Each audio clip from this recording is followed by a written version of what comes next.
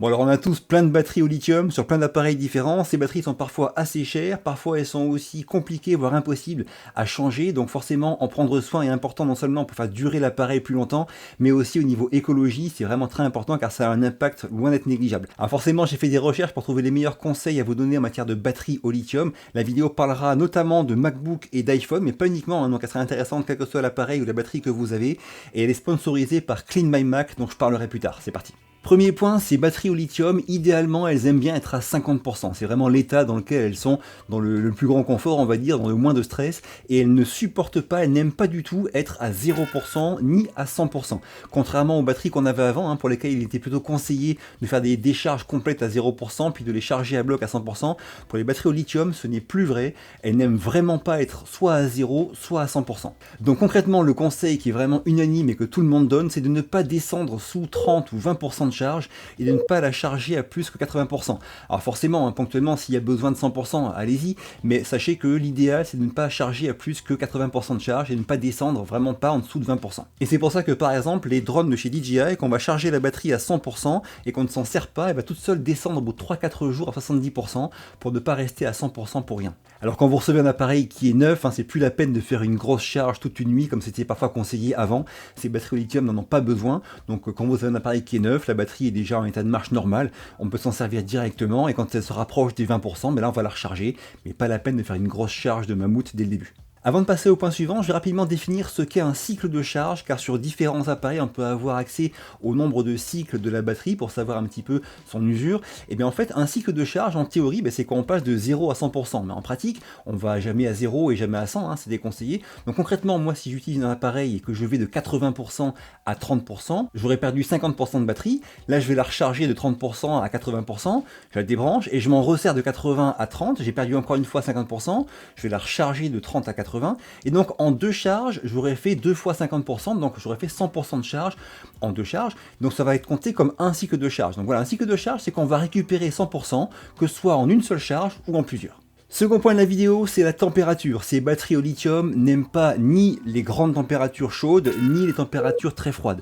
En général, c'est marqué sur la notice, hein, c'est entre 0 et 40 degrés grosso modo qu'il est conseillé de s'en servir.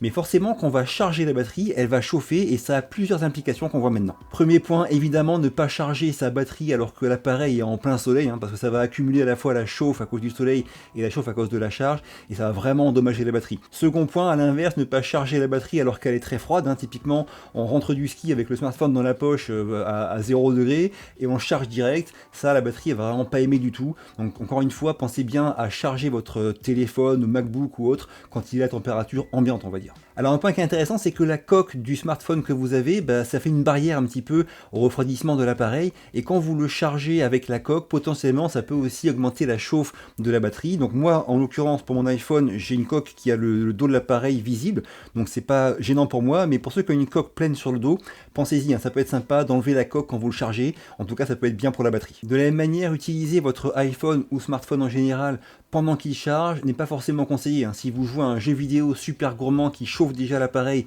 et qu'en plus vous le chargez en même temps, là encore la batterie pourra être impactée. Alors certains types de charges vont faire chauffer votre smartphone, c'est le cas par exemple des charges à induction, hein. L'induction va par principe chauffer le smartphone, et c'est aussi le cas des charges rapides. Et il faut savoir que quand on a un iPhone et qu'on fait une charge rapide, eh bien l'iPhone va communiquer avec le chargeur et tout va se passer en termes de régulation de température. C'est-à-dire que si jamais il voit qu'il est trop chaud, il va prendre moins de jus pour charger moins vite. Quand on regarde le profil de courbe d'une charge d'iPhone rapide, c'est pas tout le temps à la même vitesse, hein. Des fois ça va se baisser en vitesse parce que justement il est trop chaud et qu'en communiquant avec le chargeur, il va arriver à réguler sa charge par rapport à sa température. Alors selon mes recherches, quand on utilise un chargeur de qualité, hein, comme un chargeur Apple pour un iPhone ou un chargeur des marques par exemple Anker ou Belkin qui sont des marques sérieuses, dans ces cas-là, a priori de ce que j'ai vu, la charge rapide n'a pas d'incidence sur la durée de vie et la santé de la batterie, parce que justement les deux communiquent, hein, téléphone et chargeur, et ça arrive à réguler bien la température. Cela dit, de manière générale, d'après ce que j'ai lu quand même, tout ce qui est charge à induction et charge rapide, on peut s'en servir, mais ponctuellement, ne faites pas systématiquement tout le temps pendant un an que des charges à induction ou que des charges rapides. Variez un petit peu les plaisirs et servez-vous des charges rapides quand vous en avez vraiment besoin. Courte pause, si la vidéo vous est utile ou agréable, pensez à me le dire en commentaire, à me défoncer ce bouton like et à vous abonner, ça m'aide beaucoup. On y retourne. Le troisième point, on en parle vraiment très rarement, c'est batteries au lithium aiment bien qu'il y ait constamment, si possible, au moins un petit mouvement d'électrons.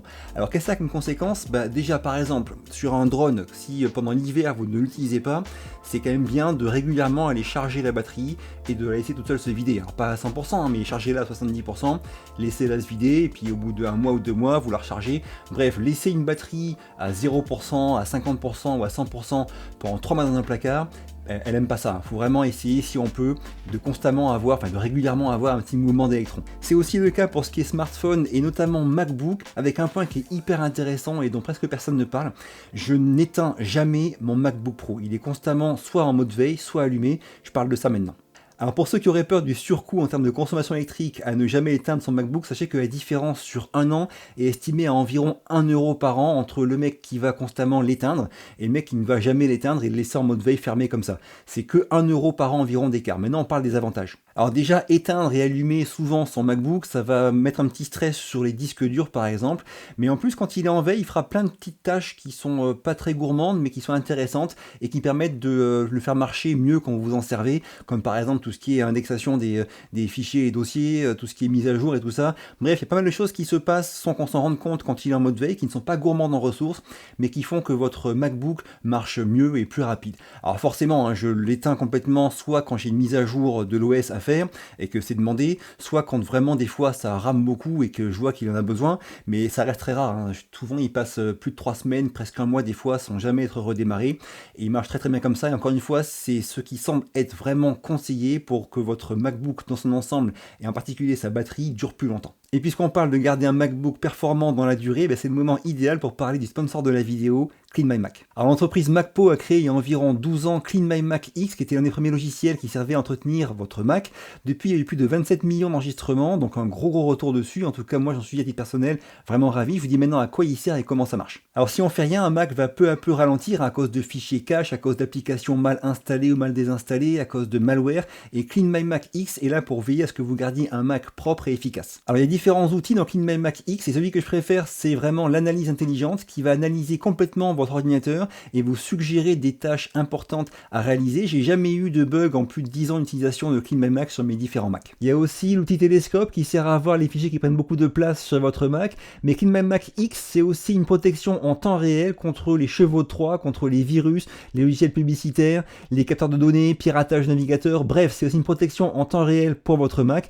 Et enfin, il peut gérer les mises à jour de vos différentes applications. Bref, pour 40 € par an, c'est vraiment une solution complète et efficace avec une belle interface pour garder un Mac performant. Je mets un lien sous la vidéo avec un essai gratuit pour ceux qui le souhaitent. Quatrième point de la vidéo, c'est une conséquence des points précédents, mais appliqué aux MacBook récents. Ces MacBook récents marchent très très bien, sont très performants, même sur batterie. Et quand on s'en sert et qu'ils ont une charge de batterie correcte, c'est vraiment pas la peine de le laisser brancher. Bien au contraire, ça va endommager la batterie. Donc pensez bien à le débrancher quand vous vous en servez, sauf si bien sûr il se rapproche de 20-30%, là faut le charger. Cinquième point de la vidéo, certains ont l'habitude de charger leurs appareils pendant toute la nuit et c'est pas forcément une très bonne idée. On parle de ça maintenant, que ce soit pour un smartphone mais aussi pour un MacBook ou autre. Alors première chose, si on le fait avec un chargeur qui est adapté, un chargeur soit de la marque du smartphone ou de l'ordinateur, ou un chargeur des marques on va dire qui sont crédibles comme Anker ou Belkin encore une fois, et bien là dans ce cas-là il n'y a pas de réel danger, ça va pas chauffer ou exploser, l'appareil une fois qu'il sera à 100% va arrêter de pomper sur le chargeur et donc ça va pas surchauffer, il n'y a pas de danger par rapport à ça. Alors forcément ce qui est moins bon c'est que l'appareil quand il sera arrivé à 100%, il va rester de nombreuses heures tout le reste de la nuit à 100% et comme on l'a vu la batterie n'aime pas ça et sur le long terme vraiment ça va l'endommager. Alors depuis iOS 11 je crois sur iPhone il y a une fonction qui est présente et qui est aussi présente sur macOS sur les MacBook qui s'appelle la charge optimisée et qui va en fait repérer un peu vos habitudes et charger pendant la nuit votre appareil jusqu'à 80% seulement et faire les 20% restants peu de temps avant votre réveil. Alors c'est une manière de passer moins de temps à 100% et donc de moins endommager la batterie, mais bon on reste quand même sur une charge au final à 100% et comme on l'a vu les batteries n'aiment pas trop ça. Donc c'est moins mauvais que la charge standard à 100% mais malgré tout le conseil reste globalement le même, évitez de charger votre smartphone, votre appareil pendant la nuit. Je sais que c'est pas forcément simple pour tout le monde mais si vous pouvez préférez plutôt une charge rapide le matin pendant votre douche et votre petit déj plutôt qu'une charge toute la nuit même si elle est optimisée. Sixième point, je vous parle du fait de laisser votre chargeur branché sur la prise quand vous partez au boulot et qu'il n'y a rien qui est branché comme appareil sur le chargeur. Est-ce que vraiment c'est un danger ou non? Alors déjà, ce qu'il faut savoir, c'est que selon les pompiers, 50% des incendies domestiques sont causés par des chargeurs sur des prises. C'est vraiment énorme. Donc potentiellement, oui, en théorie, ça peut mettre le feu à votre baraque. Il faut vraiment, par rapport à ça, avoir le réflexe, je pense, de débrancher les chargeurs. Cela dit, quand on creuse un petit peu le danger potentiel, on voit qu'il y a de grosses différences entre un chargeur de chez Apple, Samsung, Anker, Belkin et un chargeur à 3 € sur Amazon. Il y a vraiment des chargeurs pour lesquels le risque est vraiment grand et d'autres pour lesquels il est quasiment nul. Donc ça, c'est aussi un point à prendre en compte. Sur les chargeurs crédibles, solides, normalement, il n'y a pas de risque d'incendie si on le laisse brancher. Mais cela dit, il y a quand même une mini consommation électrique qui se passe, et sur 1 an, 2 ans, peut-être que ça fait une petite différence au niveau de la facture. Donc dans tous les cas, je vous conseille quand même de le débrancher, ça sert à rien, il y a quand même beaucoup d'accidents qui se passent comme ça, donc pensez bien à débrancher le chargeur. Septième point de la vidéo, je vous parle de deux choses. D'une part, des chargeurs bas de gamme, ces chargeurs qui coûtent pas cher du tout. Vraiment, il faut les éviter. De la même manière, il faut éviter d'utiliser un chargeur si le fil est endommagé, parce que si le fil est endommagé, peut-être que ça va marcher, mais que l'appareil va mal communiquer avec le chargeur pour justement dire non, arrête de charger, je suis trop chaud. Donc ça peut avoir des conséquences invisibles, mais qui potentiellement peuvent endommager la batterie. Et bien sûr, ça peut aussi causer un court-circuit et un feu. Donc tout ce qui est fil endommagé, chargeur endommagé ou chargeur pas cher, je vous déconseille vraiment de vous en servir.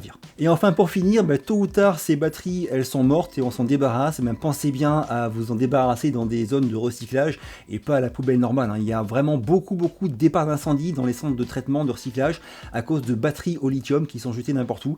Ces batteries au lithium, quand elles sont au contact d'eau, ça dégage de l'hydrogène qui est super inflammable et ça fait des départs d'incendie vraiment très compliqués à maîtriser à cause de batteries qu'on a achetées n'importe comment. Donc pensez bien à jeter vos batteries au lithium dans des zones qui sont faites pour ça, de dépôt de batteries, et pas dans des poubelles normales. D'une part ça pollue, c'est dégueulasse, et d'autre part ça prend feu, c'est vraiment dangereux. Alors un grand merci à Clean My Mac de m'aider à faire ce genre de contenu en 2022, j'espère que la vidéo vous aura plu ou été utile. Si c'est le cas, un petit pouce bleu, pensez à vous abonner, ça m'aide beaucoup. Je vous quitte, à très vite et d'ici là, bougez-vous purée, bougez-vous.